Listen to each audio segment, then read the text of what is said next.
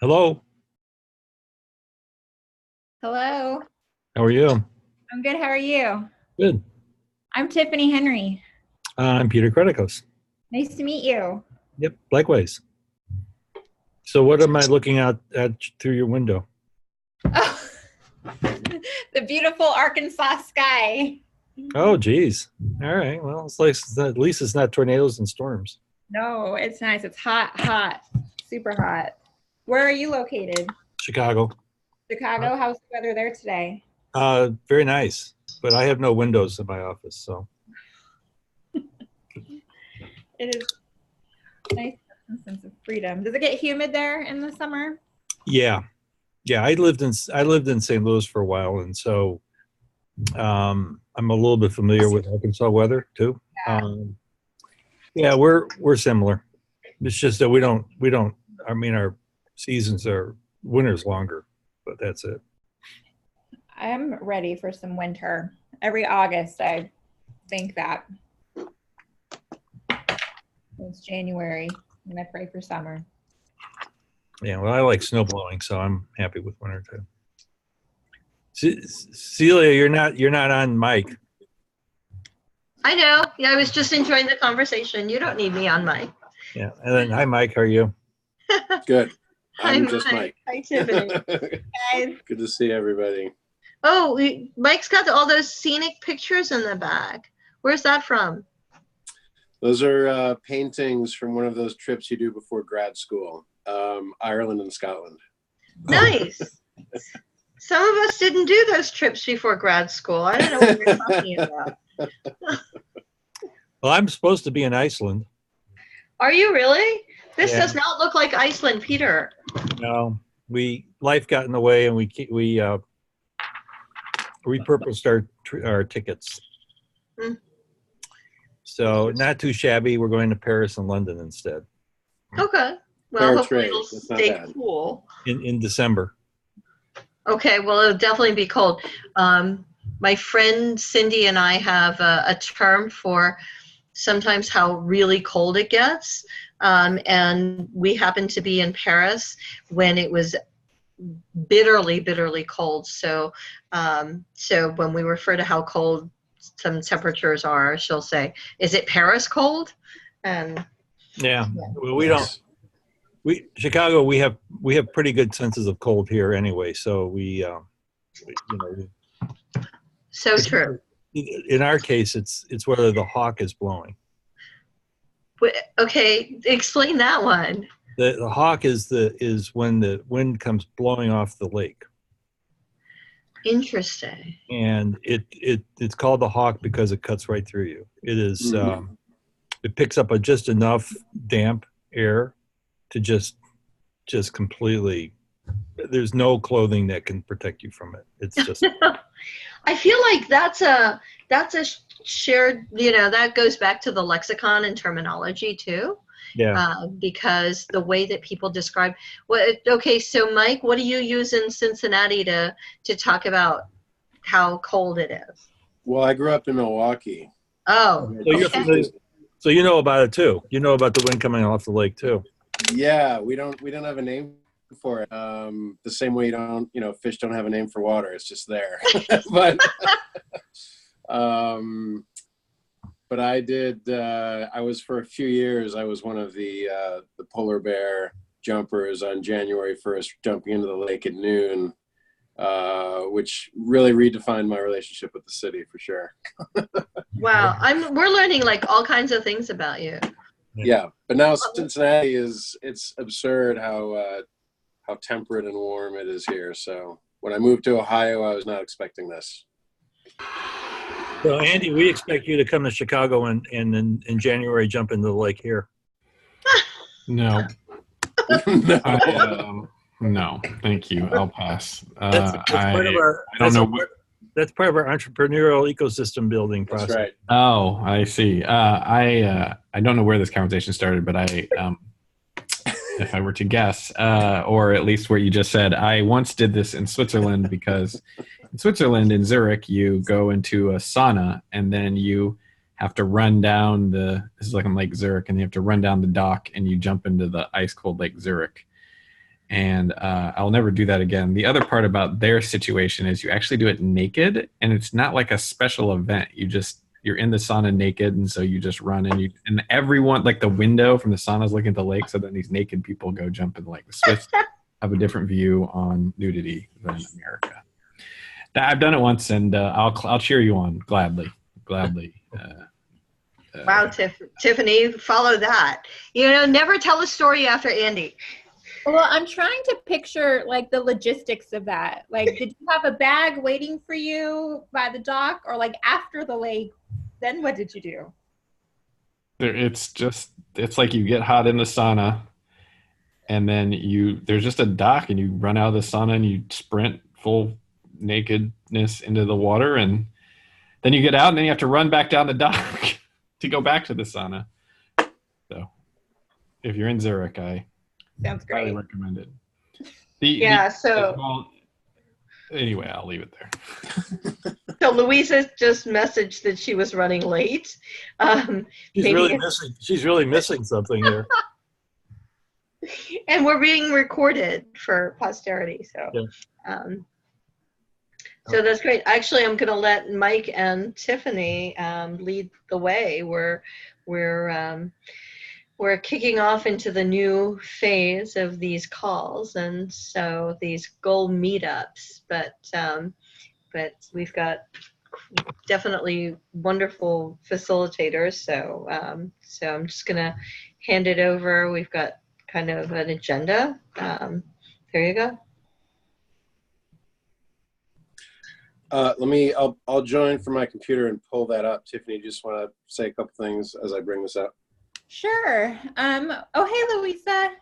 Hello. Sorry, like my whole world is just exploding in a fiery flames, but I'm here. In the best way, hopefully, like the good kinds of fiery flames. Yeah, just like work. It's a lot. I may get kicked out of this room, so I'm sorry, y'all.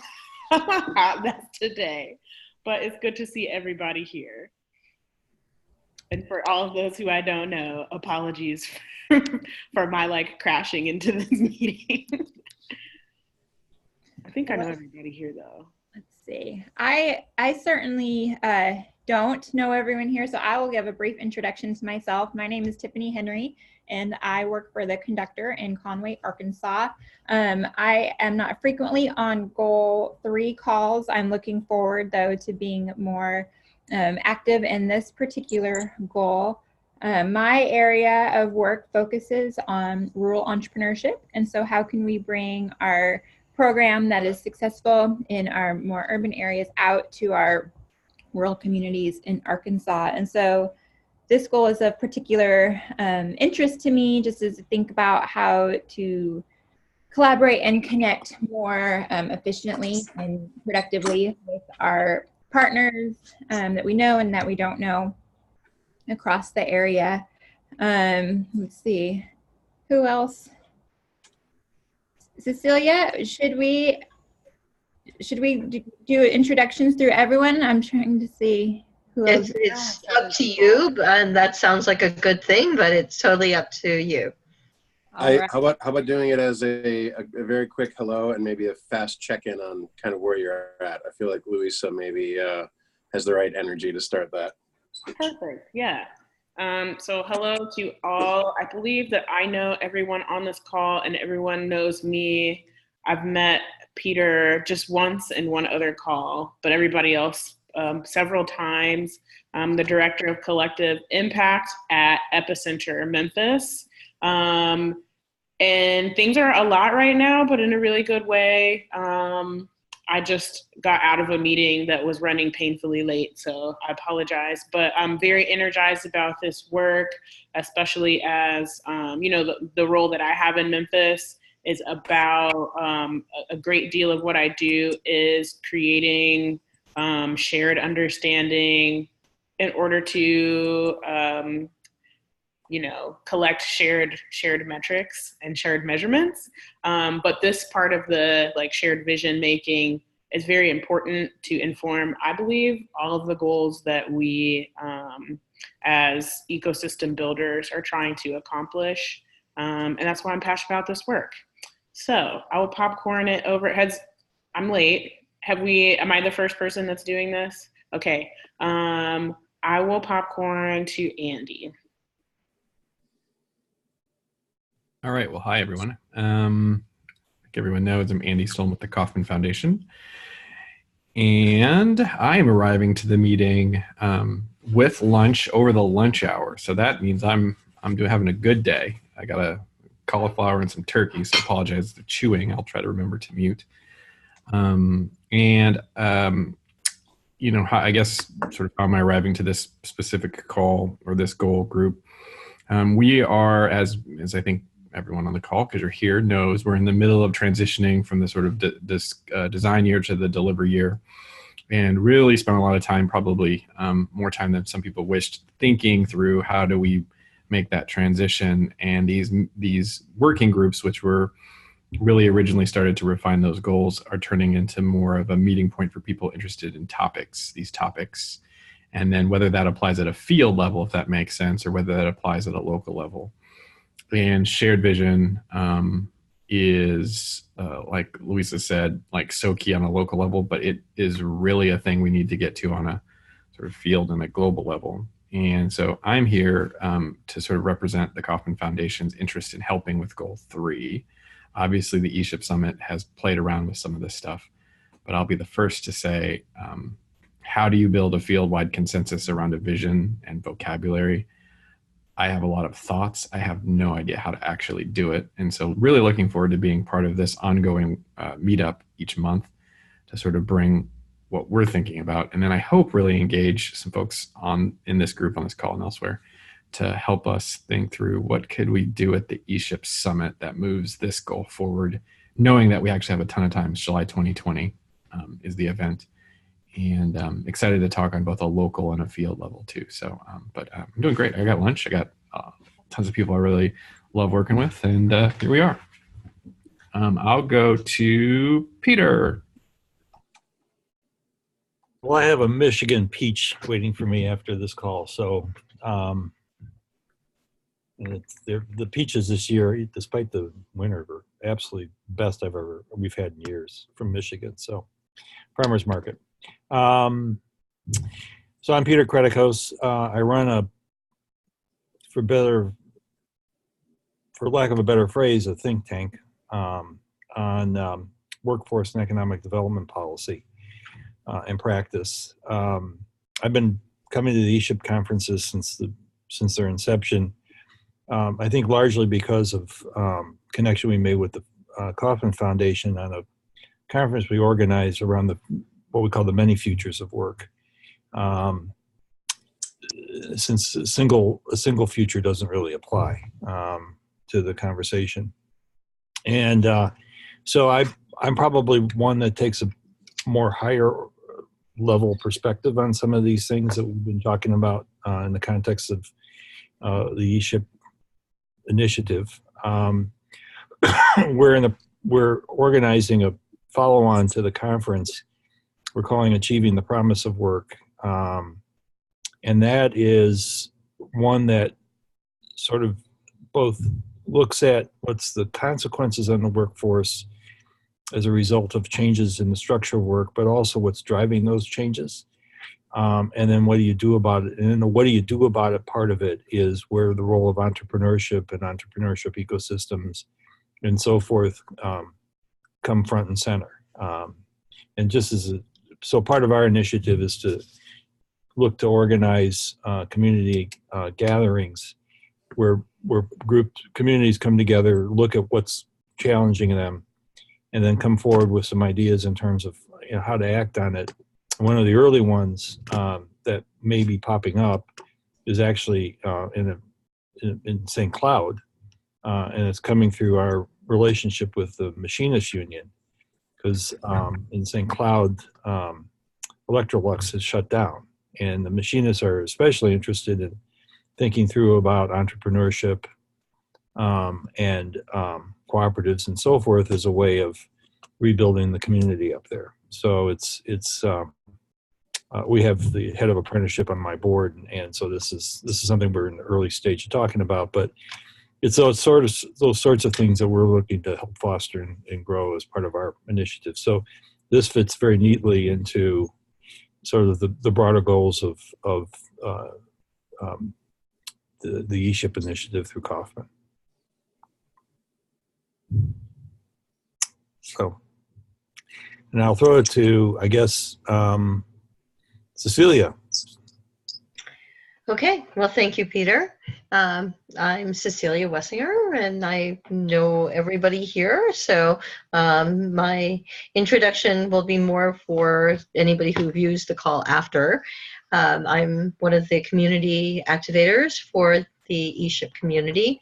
My focus is on the ecosystem building practitioners, so individuals such as yourselves who are working in your community to move entrepreneurship and ecosystem building forward.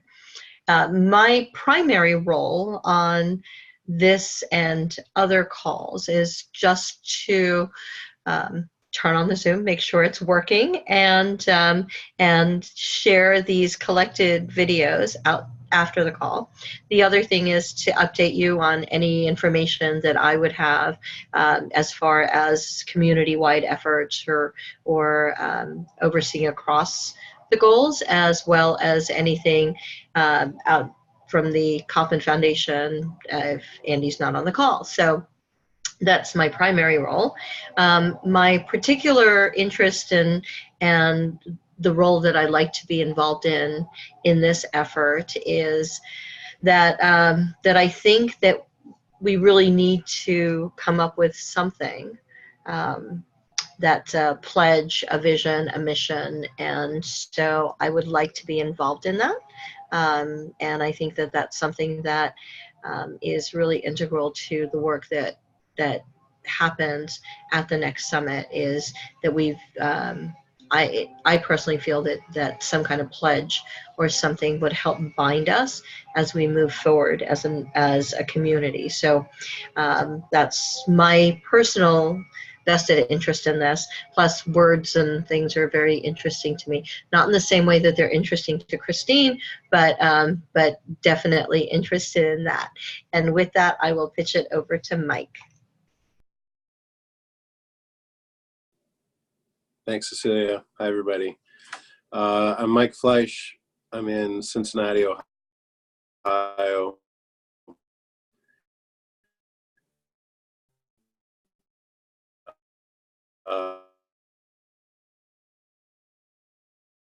Had the pleasure, and am I frozen? Is this working? Did I freeze? You're breaking up. Try again. You're back. I You're think. Mike. Again. You're back now, I think. All right. Let me just try turning this off to see if that's off. All right, I'll try again. Have enjoyed working on ESHIP and associated activities with many of you, all of you. The work that I do sometimes revolves around systems in ecosystem building and in entrepreneurial ecosystems, and around inclusion and equity and all of the associated topics that have so much to do with the planet and sustainability for humanity. I think there's many people who are starting overlaps, and for me, that's my moment on. And so I continue to be excited about what these overlaps are and how they come together. Oh, I'm freezing up now and then. Let me just try.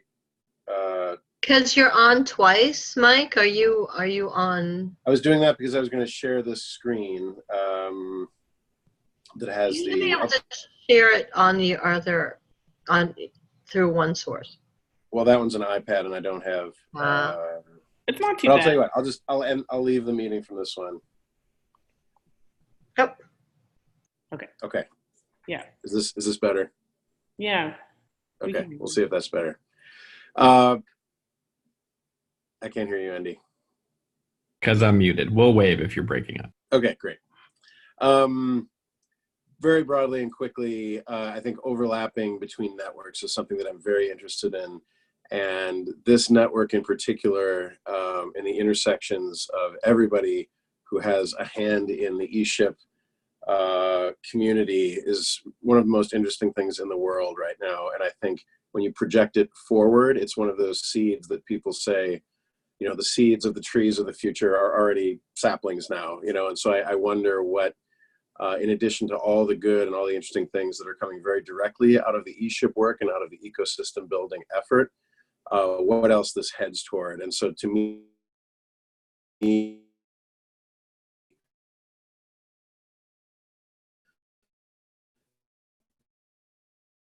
question of the vision from many other people and communities all over the world. And so that's some of what I get most excited about.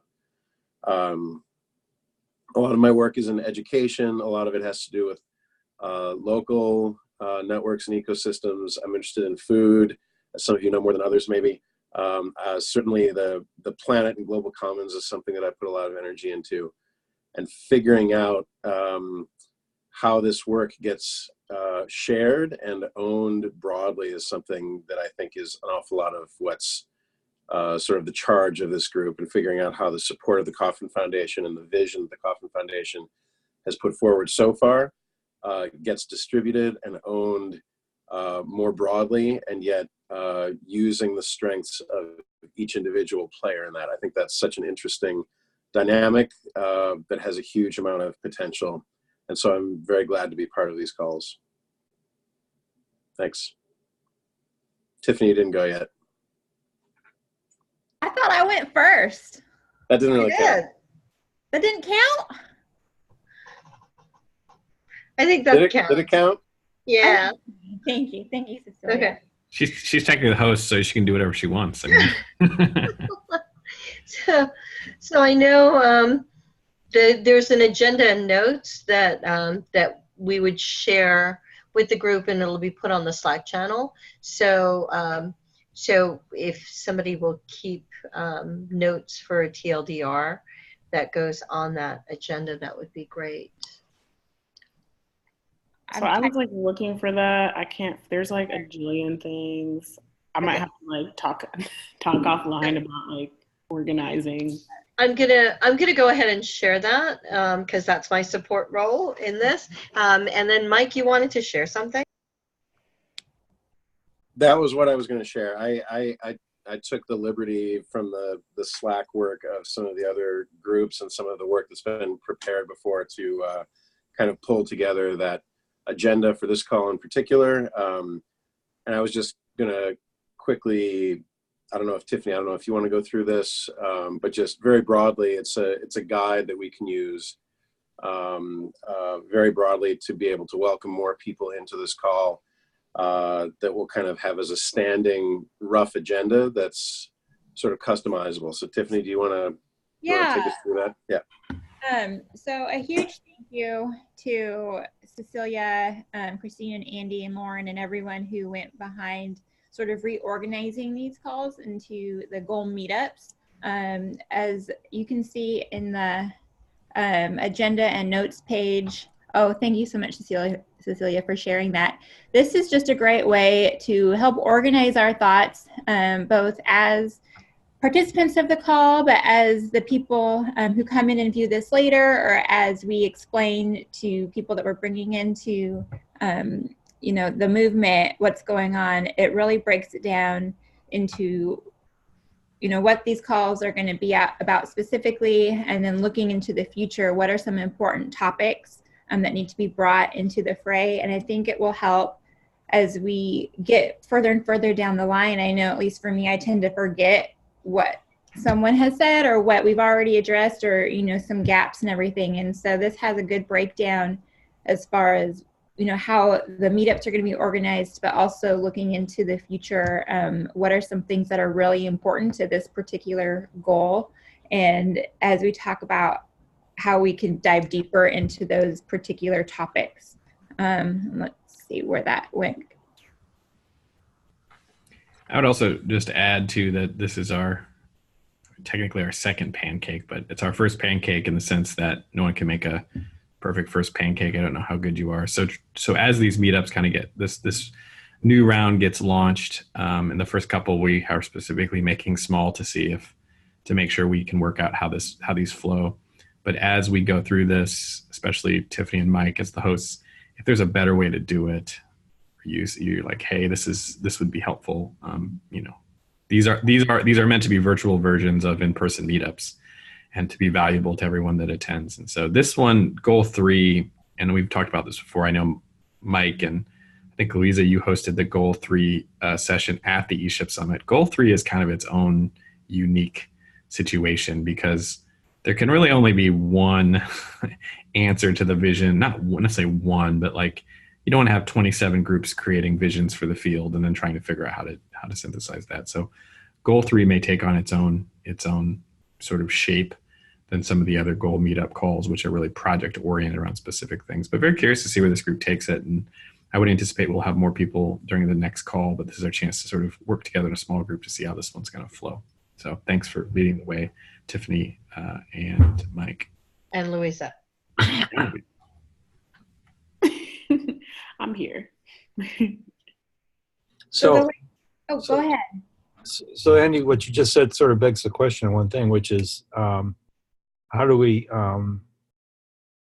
expand this conversation beyond, as I count, there are 2 civilians in this group, and then the rest are either affiliated with facilitating or part of Kaufman. Yeah. I could give you my take, but I'll let everyone else sort of chime in. So I think the notion, did you join for the webinar on the 19th? Because I don't want to repeat it. And if you didn't, that's totally fine. No, I'm sorry. I couldn't do it. You're good. So really the notion of these meetups is that people interested in the particular goal would come together once a month to be able to share what they're working on if they're doing separate projects that are related to the goal. And there would be a section of the meetup, which would be relationship oriented in terms of there may be a speaker or a panel or a activity or just a discussion. And then the second part of the meeting would be really around individual folks working on projects related to the goal. So just as an example, each month my plan is to join to tell everyone kind of where we're at with the ESHIP Summit in terms of things related to this goal. And then, so the meetups are sort of the first component of the new form that we're obviously trying to figure out here. And then the second form is this notion of a project team, and that it would be that anybody could form a project team related to the goal. It's sort of an independent team that folks would put together to work on things. So just as an example, I'll use another goal just to make the context a little separate. Goal 7, there's a group working with IEDC right now to do a certification for ecosystem building, essentially. That's a project that IEDC and Jeff and Maria Myers and a bunch of other folks are working on. And they're doing that over in the corner. But if the rest of us don't have visibility that that's going on, it would, possibility for missed opportunities and also collisions. And so using the meetups as a place to sort of surface that. So goal 7, perhaps someone from IEDC would say, hey, here's where we're at on that project. But as we get more and more groups, since the summit, people sort of forming, we didn't have a way to keep track of everyone, or let me put it another way, have visibility on what everyone's working on. And so I know there are a couple different groups that are working on things related to goal 3, and making sure those folks are recruited is obviously sort of, I think, step 1. And then step 2 to me is really, how do we then, let me put it another way. We'll continue to promote these meetup groups to the wider ESHIP Summit community. And I think we'll see more people joining that way as well. But if we individually know people that are working specifically on goal 3, I mean, individually inviting them as well. Does that, I don't know, that's my take on it. Other thoughts from anyone else on the call? I'll add that I think part of what's valuable about this is it's a really amazing set of structures. So between the rhythm of the call, in addition to the other goal meetup calls, the documentation both in the sort of notes page for each call, as well as the aggregation of that onto a landing page for each goal, it makes all of this so much more accessible that if you want to quickly go through and see, okay, where has goal 3 been? What are they working on? It's the one place you would go to be able to do that. Whereas before, I think that was a really tough thing to do.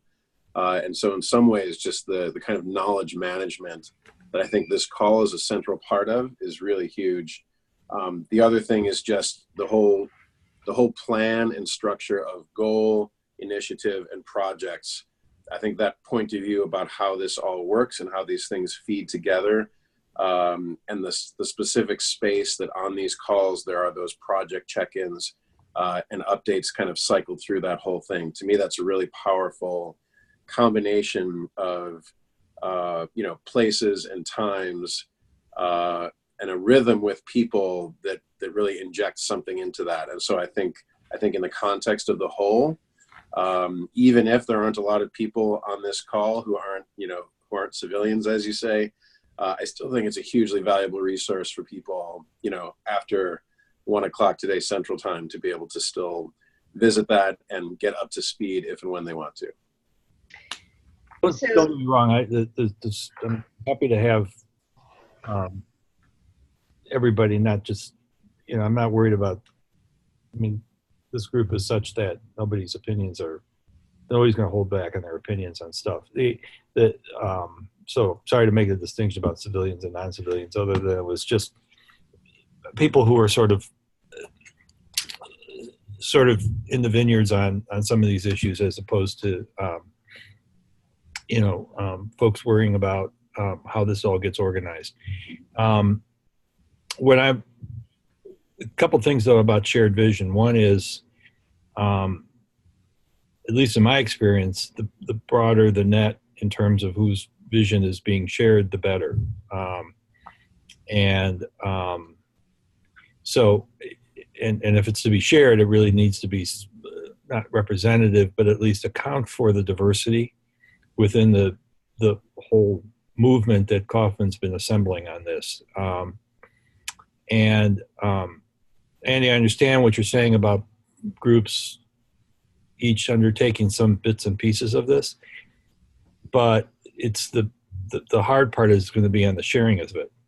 It's coming to some sort of, I wouldn't say consensus, as it is at least integration of these different elements. And that's going to take more than just episodic engagement.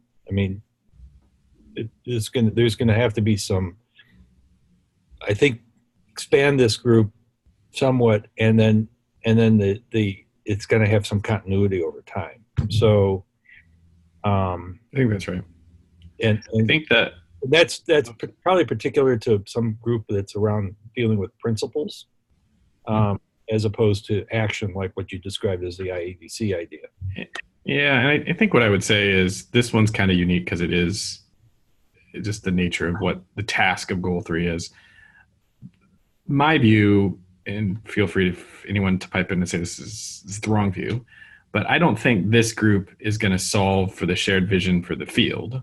But sort of the first thing is to sort of fly a flag to say, hey, do you care about contributing to this shared vision of the field, the vocabulary, et cetera? Come once a month, it's 1 hour, that's the commitment. And so are you working on a piece of it? certainly come. I know there's some certainly interest from organizations like IMBIA and SCN, who are really like professional associations that are trying like serve that field. Right now, there isn't even a good way to get those folks together. And so creating this, obviously getting folks like that on this call is helpful. One of the thing that makes this unique to me is that we know that in July, there'll be 500 plus people meeting who do participate in this in this emerging field. And that is intentionally diverse.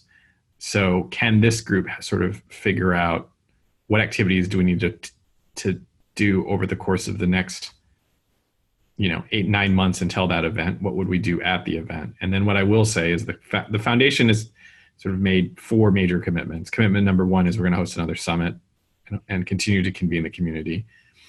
Commitment number 2 is to provide the infrastructure, which is these meetups, to pay for Cecilia and Christine to be the community activators for this whole group, to work really on behalf of the community. The third commitment is to figure out how to unlock funding, whether our own or others, around these goals. And then the fourth is, after it's been 3 months since the summit, we did some deep planning and work with our leadership, and the foundation is going to put an extra effort into goal number 3 and number 4. And what I mean by that is actual staff time, mostly mine and Lauren's, to figure out what the foundation can do to help get us to that as a guiding hand, not to tell anyone what the vision is, but to get there.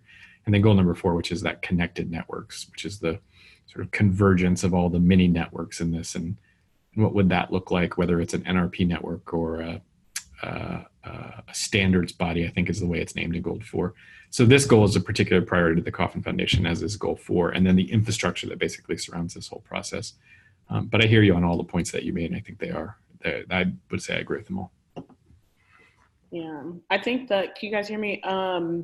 This goal is particularly, I think, interesting, also challenging, because the action items or projects associated with it sometimes can be a little nebulous. Like a dictionary is not so much, but kind of like the creating initiatives around these nebulous concepts, like what is it that we pledge to do? So I think there's some challenge. I also think that there's a lot of excitement around it. I recently had a conversation with Charles at MBIA, their CEO, and he's really interested in talking about ways that they can be supportive of this. I'm trying to figure out how we catalyze that. People in this call, we can talk about things all day. I have an actual NRP who's interested in supporting it. Do you have ideas on next steps? Should I start a project group? Should I bring him into this? Should I have him propose something to Kaufman as the foundation is looking to solve around some of these things? What are your thoughts? If that strikes me, I think the thing we know for sure is the next step would be, if they're interested in this, to have someone representing them join us on this call once a month, okay, so that we know that they're interested. The point you said earlier, which I think is it isn't hard. If you look at the initiatives as they're sort of described, what are the 4 things we could do to get to goal 3? They don't sound hard. The thing that is hard around them, and you know this, and I know you and Mike facilitated that group at the summit, it's actually, how do you get to consensus? Anyone can take a stab at a dictionary and be like, oh, here's the dictionary. But to actually get it so people across the field are like, oh yeah, we agree with that. And I know was conversations before when in the working group around goal 3 that got to the manifesto, and Cecilia, maybe you can fill us in on those conversations, or anyone else that was on those conversations, that perhaps a way to sort of opt in by signing a thing was one of those discussions. But it's actually the how to get to consensus that makes goal 3 tricky. I think anyone can, some people say, hey, Coffin, can you just tell us what the vision of the field is? And it's well, I'm not a practicing ecosystem builder on a local level. I used to be, but I can take a stab at it, but it's probably going to be not useful.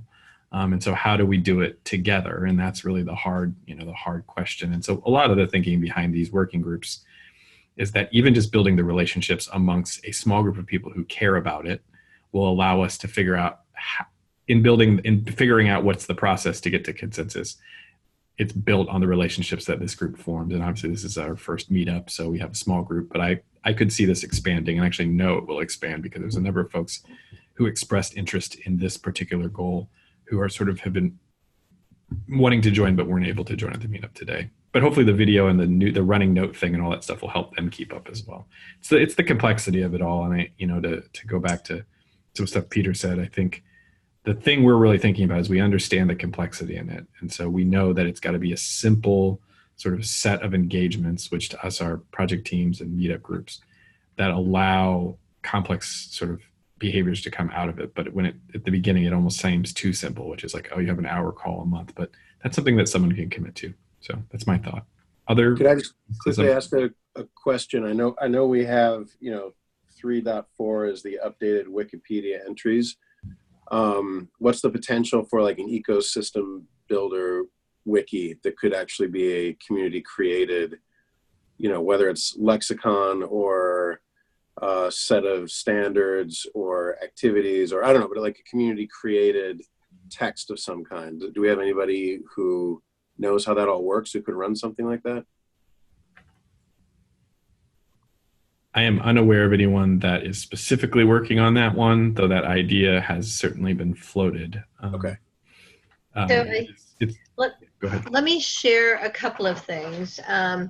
So I know Louise is going to get a charger, and she was the one who mentioned a few calls ago that like the wiki dictionary thing is the one thing out of all this in goal 3 that could be funded and supported.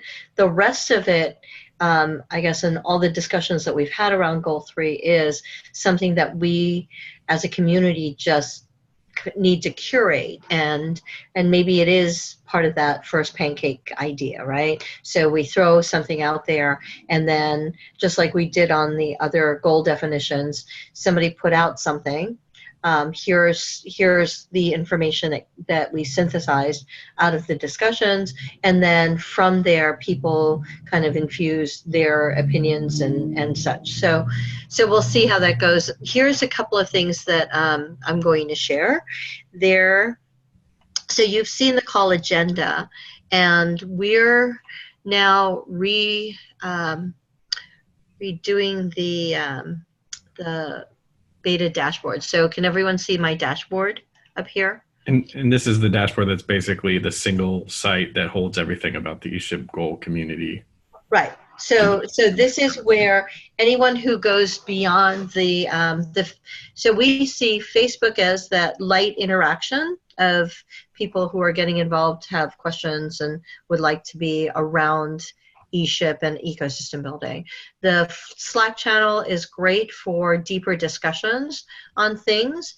And then the dashboard is primarily for people who want to delve deeper and be integrally a part of something like the project teams or these monthly meetup calls. So what we've done is, as you've seen before, we've got the call cadence up here. So Peter, when you were talking about people that are coming in, I'd love to get your input on, and everyone else on, if this was the first time that you ever set, your eyes open to this part of the community, that we're meeting people's needs and making sure that they have as much information as they can. So when you talk about the communication channels, Facebook and Slack, the hope for the rules of engagement, this came out of the ecosystem building playbook, and the cadence of the calls where you can sign up. What we've done here is we've expanded the goals and initiative page so that each goal meetup, and so that's why storytelling is in there, has a page of its own. So here's your shared vision, and then the prioritized out of the 130 plus initiatives, here's the prioritized initiatives that we talked about, including the wiki entries, the pledge and the field, and the dictionaries and such. There is a sample canvas. So these are the things that were completed at the ESHIP Summit. Again, a location where they can sign up for the goals. they can click on here to comment on this page. And then here are the calls that we've had in the past. Louisa's in a lot of these, obviously. So that you get like a Netflix preview, right? 1 or 2 sentences of what's on the video and the participants and when it was recorded, so that we can have that discussion. So that's out there. And then the term that Andy was talking about, as far as what we're sharing, let me see if I can get this shared as well. I'm going to flip on this, and we were talking about how everyone aligns and coordinates. And one thing that came out of a discussion that that Andy, Faye, and I had was this collaboration, coordination things. And so the goal is to create this community where we foster a sense of belonging and build those relationships and trust, out of which can come visibility and communication, so that people aren't working in silos. And then hopefully some alignment, so that we work in tandem. And for this goal in particular, it's a lot of that coordination and alignment that comes in so for this particular goal, I would say we operate through coordination and alignment. For a lot of the other goals, we really are, the ESHIP team is working basically on the ground level with the relationship building and communication part, but the coordination and alignment happens primarily outside in the community, and then the collaboration from there. So those are the things that we're seeing, if that makes sense. Does that make sense to everybody else, or do you have any questions on those?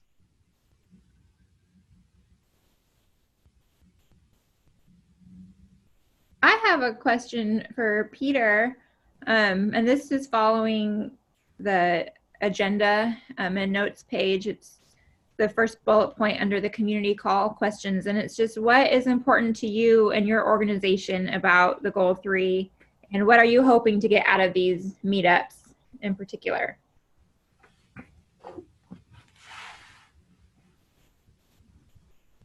Gotta remember to unmute myself. So I'm kind of Cecilia and I have had some long conversations, so she probably knows this better than most in the group here. I'm kind of a weird bird when it comes to what interests me and how things work. You know, to me, the nub of getting any issue right in terms of how do you attack it as both a problem and as an opportunity is the way you frame it. And some of my frustration in some of the earlier ESHIP conferences has been around, and this is no criticism, Andy, of you. I think it's please. Please. I think back as a gift, man. No. I think it's the nature of the beast, because you have all these entrepreneurs in the space of entrepreneurial ecosystem building, and everybody's got their own individual ideas about this, and then trying to figure out how you frame it in a way that brings some consistency, at least in terms of a way of communicating, has been we're on the third pancake. Let's put it that way, using your metaphor. Or analogy, actually. It's we're kind of getting there, and it's gotten to the point now where I think that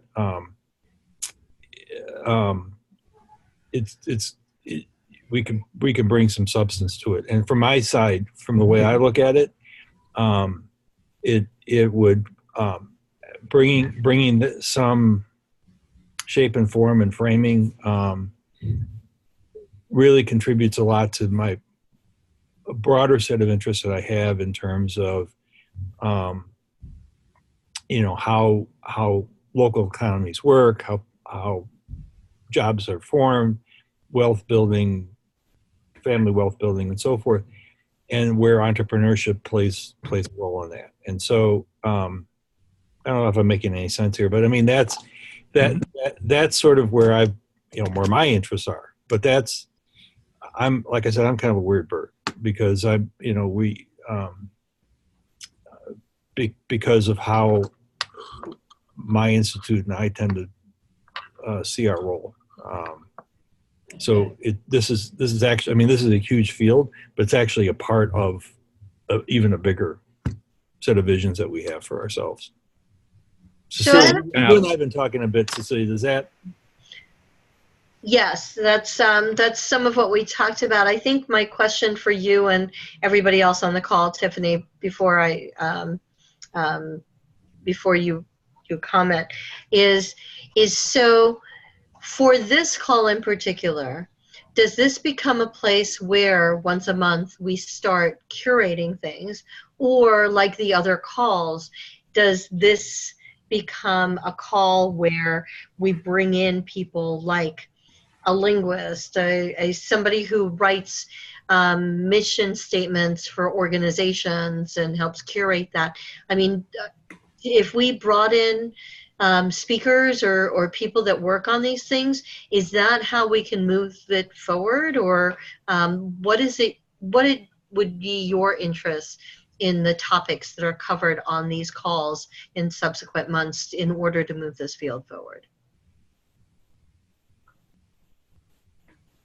Can I throw out an idea? I've been playing around a lot over the years with the power of metaphors, and how metaphors actually shape discussion. And I think your point, Celia, about curating is a good one. I think that's a good starting point. But I think one of the contributions that we can make to all this is how do we then describe what we're hearing in terms of messages and so forth, and put them in the form of metaphors that can be part of a shared language. And I'll give you an example of something I just used today earlier in an earlier conversation. I mean, metaphors really are extraordinarily powerful in terms of how you even look at the world. If you ever really want me to go off on a complete tangent, start talking about education pipeline with me, because I just go completely bonkers with the use of pipeline, and in the context of using in education, because if you look at a lot of education policies that have come forward over the years, it really does treat people as widgets that are being pushed through a pipeline. And it shapes policy. It shapes how you conceive of the issues. And so I'm really attentive to that, because it really can either sidetrack an initiative, or it can really put it on center. And so to the extent that we can gather how people express themselves about this and put it in form of something that could be used as a shared metaphor or a set of metaphors, I think actually helps to convey the whole idea about what the vision is for what an ecosystem is and what an ecosystem builder does. That's my 2 cents. I'll chime in for a second here. First, I'll just affirm what you said there earlier, Peter. I think it's well placed, sort of as we shift into this, going into basically the 4th ESHIP summit, the 3rd year, the opportunity to take a stronger point of view, whether that's the foundation itself or the ESHIP summit community as a whole, to take a stronger point of view, what is ecosystem building and what an ecosystem builder is like. I think the time has come. I think at the beginning it was intentionally vague, because it was like, well, most people don't call themselves either of those things. And there was tons of questions we got to learn. Is this really for me? Because I'm not an ecosystem builder. Then it's like, well, describe what you do. Well, what you just described is what I sort of refer to as ecosystem building. But there is a hunger that I think folks are looking for, something more concrete, especially like the work that Tiffany and Louisa are particularly working on in a local community to even explain their own job to people. And then I think the point you made that's really strong is that this is a new emerging nascent field, but it is couched in a much larger societal transition that is happening. And are we capturing that societal transition? Mike thinks a lot about this as well. That ecosystem building isn't just a solution to entrepreneurs, but it actually addresses a whole bunch of other complex issues that happen in our society. So I just want to affirm that that's what I heard you say, and I agree with everything there. From the vantage point of the person who probably has the most control over the summit agenda, it's always been, let's get to a stronger point of view, but let's not make it one guy's opinion who sits in an office in Kansas City. Let's have the input of a wide scope of diverse stakeholders to make that point of view. Because if it was just me, I'm just an example, I'm the primary author of the playbook, but, and I look at it and go, I know this part is missing and that's wrong and that's not correct. I need someone to fill that in. And so how do we get to more consensus? How do we get more input, diverse input and consensus, and then communicate it, to your point about analogies, in a simple way that people go, oh, I get it. And we've got more efficient in our use of words to describe it, but it certainly has a long way to go. And so this group, to me, is really has surfaced as the folks who are asking for that as well, and just how to get there is the question that the Kauffman Foundation has. Though I want to acknowledge that is not the point of this meetup, to solve Kauffman's questions.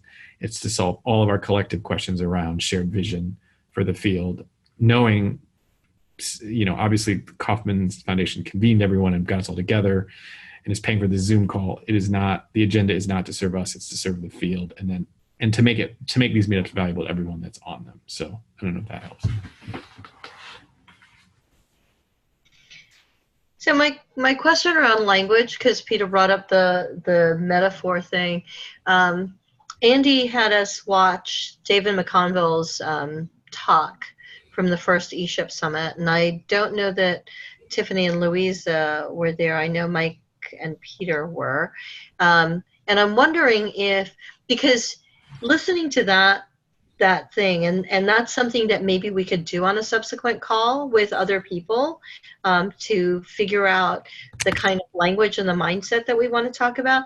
But listening to the word ecosystem builder, rainforest that came out of Victor's work, the language seems to be going back. And as we talk about language, I think we have to not maybe invent more words to come up with things that we talk about, but maybe give a modern definition to, or a different definition to, words that we're familiar with.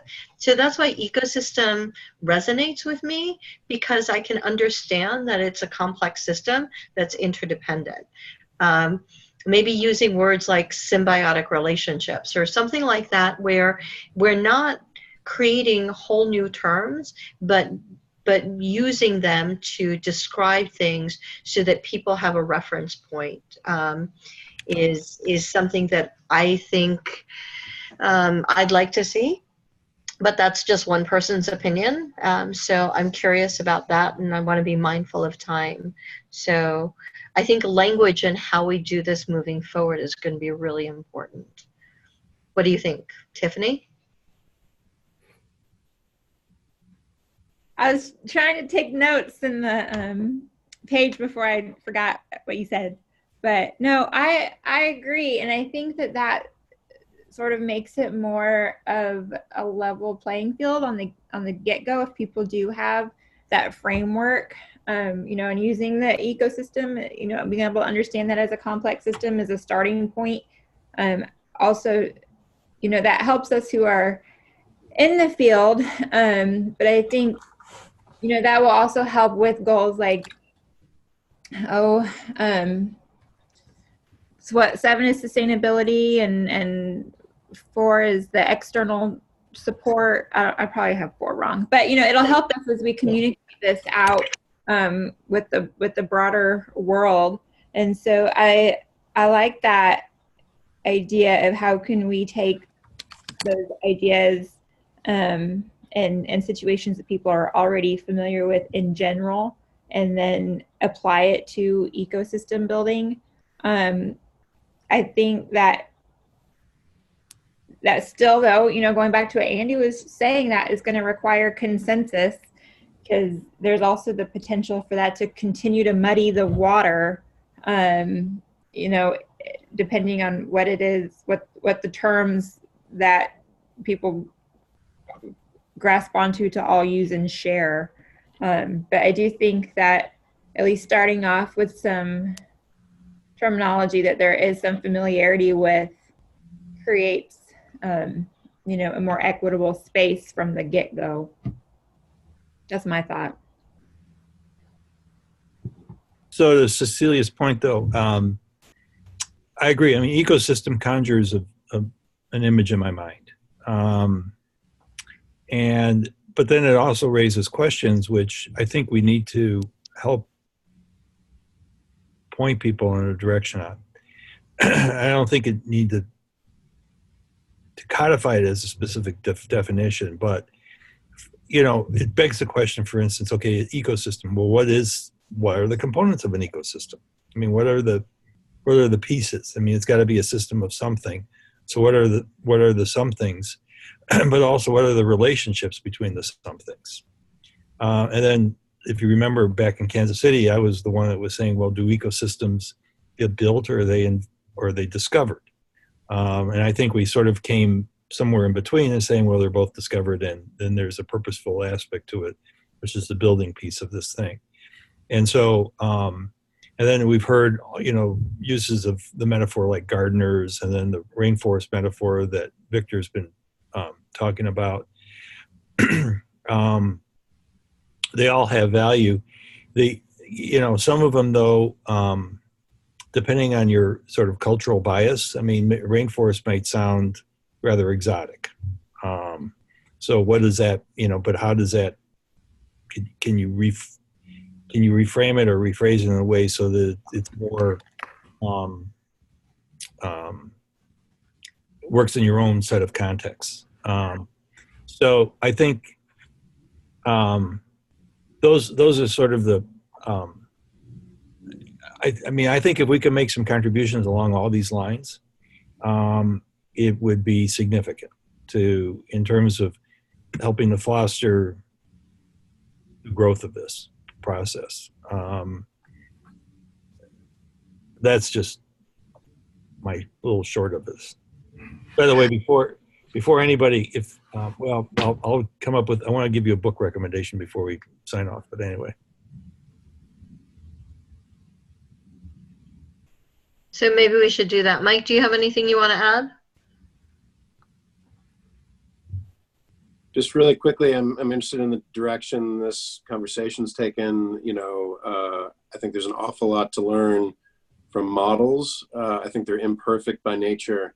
And I think digging into what an ecosystem actually implies and what it doesn't imply, and what is the baggage and what are the strengths of that model and that language would probably teach us quite a bit. I know that there's layers to it in terms of ecosystem services and all kinds of other sort of rigorous pieces of that is probably worth really understanding to see what of that we want to really strengthen and support and what we want to sort of investigate further. But I'm interested in that as a starting point for thinking about the vision of the field. I made one other note on the agenda. As you may have all seen, there's a space where you can recommend future topics to either discuss. I think it'd be interesting to have somebody who has helped build a field. There's a lot of actually fairly new fields in the universe. The one that comes to mind lately is project management is now a field. And to talk to them about, okay, before project management was actually a thing, how did it become a thing? And I don't know who that person is, but perhaps someone in our group does. And maybe for either the next or our future meetup, we could have someone join us for maybe 15 or 20 minutes and just tell us a little bit more about that story. Obviously, if you can't hear my messaging, my question is around how do you build consensus and widespread adoption over some of these ideas that are in these discussions that I know have gone on well before this call, but also on this call. I appreciate everyone's contribution. Super interesting. Yeah, actually, another area that we've been playing around with a lot is in building ontologies. and we're doing one right now with the National Governors Association on the gig economy. And basically, it's a semantic framework for describing the components within the, who's in this case who's within the gig economy, but also what are the relationships that exist. And and so, just as an example, I mean, there are the characteristics of gig workers, and then there's the characteristics of gig work, and how do these things connect? And so the ontology process is kind of a formalized way of doing this, but it also it's useful in just trying to think it through. I mean, I'm not suggesting that this necessarily applies to what we're doing here specifically, but it may be at least a mental. Fine.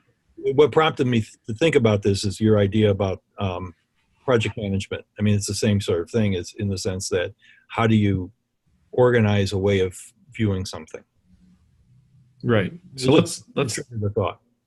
Let's tag that ontology thing, because I just Googled it and was like, oh, maybe that's what we need to do. So let's mark that for a future discussion topic, speaker, something, because I do think that that's kind of what we're getting at. I mean, just real briefly, because we're over time, is even within the context of the Kaufman playbook, there's like a framework around the elements of an ecosystem, but that's just Kaufman's point of view, and there's 17 other people have their point of view what the elements are.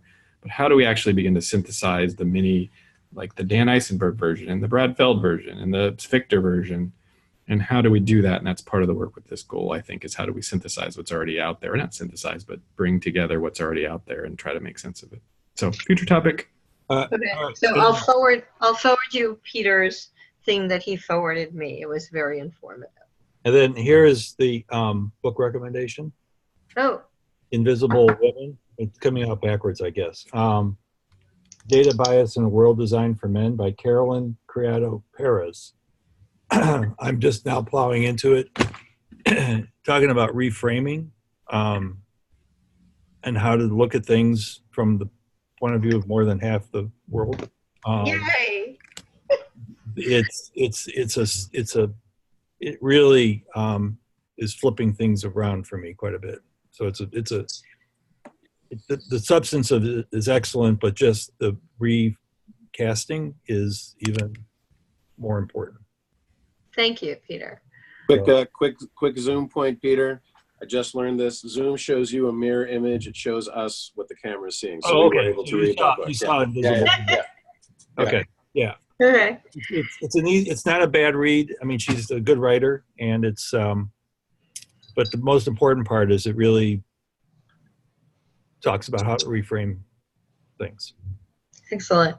Tiffany, do you and Mike have anything else to share before we go on? Thank you to everyone. I think this was really great. I know Mike and I have been tag teaming the notes page here, and so tried to capture, the general themes of what was discussed. Peter, I included ontology as a suggested topic for future calls. Do you mind if I put your name as the contact person for additional information on that? Oh, sure. Thank you. Cecilia, you want me to share with everybody? Or you're just going to do it?